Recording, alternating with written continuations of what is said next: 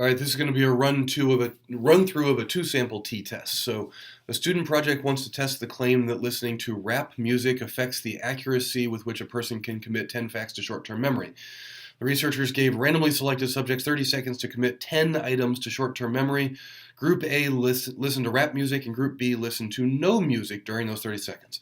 They were then given 30 seconds to relax and then asked to recite as many of the 10 items as they can remember. So let's do a hypothesis test on this particular situation. So over here in the Excel file, we have some sample data from this experiment. So we've got 29 people who listen to rap music, and it looks like 33 people who listen to no music, and some basic descriptive statistics over here. Actually, more descriptive statistics than we would need. Min, Q1, median, all those things. Not necessarily in this particular context. They would be necessary if you were to create some box plots to actually show this. So our null hypothesis is that there is no difference between the groups. So in terms of writing this as symbols, this would be null hypothesis is that the mean for the music group minus the mean for the no music group is 0. The alternative hypothesis is that there is a difference.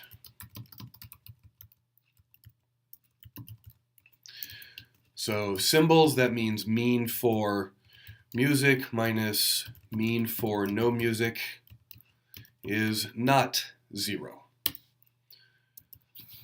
Okay, so the sampling distribution that we're building is based on the difference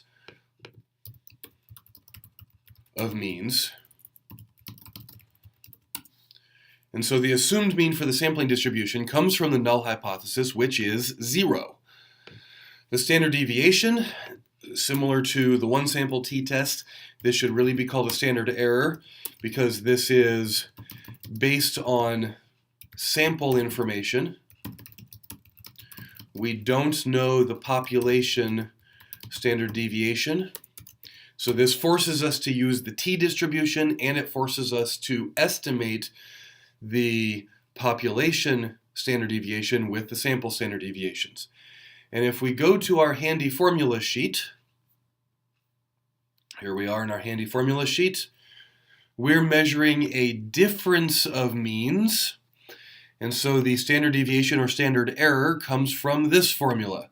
So these are from samples, sample standard deviation 1 squared, sample standard deviation 2 squared over sample sizes. So let's put these side by side and see what we can do. Here we go. So I've got equals square root of sample standard deviation 1 squared over sample size plus sample standard deviation 2 squared over sample size. And I've got it. All right, now the hypothesis test itself is going to be, again, built on the difference of means. So music minus no music, this is our music mean minus our no music mean. And I could have built this test off of subtracting the other way. It doesn't really matter. This is the t-distribution. We're doing the t-distribution because we don't know the population standard deviation. This does not have to do with sample size necessarily. It's because we don't know population information that we're doing the t-distribution.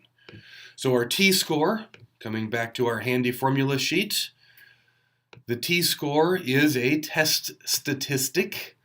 That is how far our estimate is away from our assumed mean divided by the standard deviation.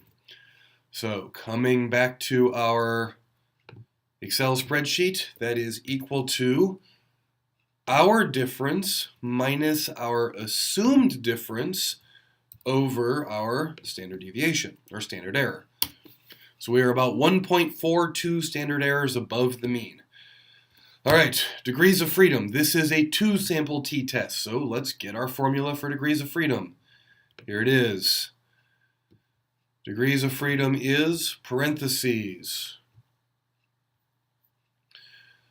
first sample minus 1, first sample size minus 1, plus, parentheses, second sample size minus 1. All right, so there's our degrees of freedom. And our p-value. Now, this is a not equal to test. So let's come back to our formula sheet. Let's see here. This is a greater than, that's a right tail test. Less than, that's a left tail test. Not equal to, this is our two-tail test. So we are in the situation where we have a two-tailed test. Now, my test statistic puts me above the mean, so I'm going to find this area and double it because I want that and the symmetric area. So I'm going to say equals 2 times. Now I'm above, so this is right side 1 minus t dot distribution of my test statistic, or I'm sorry, my sample, comma, oh wait, screwed up. My test statistic, comma, my degrees of freedom, comma, cumulative. And go. So now this gives me a 16% for a p-value. So that's actually rather large. So we fail to reject the null hypothesis at the alpha equals 0.05 level.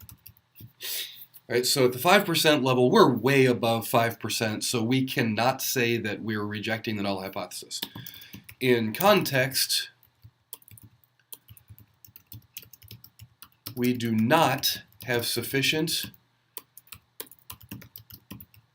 evidence to believe that the mean for the music group and the mean for the non-music group,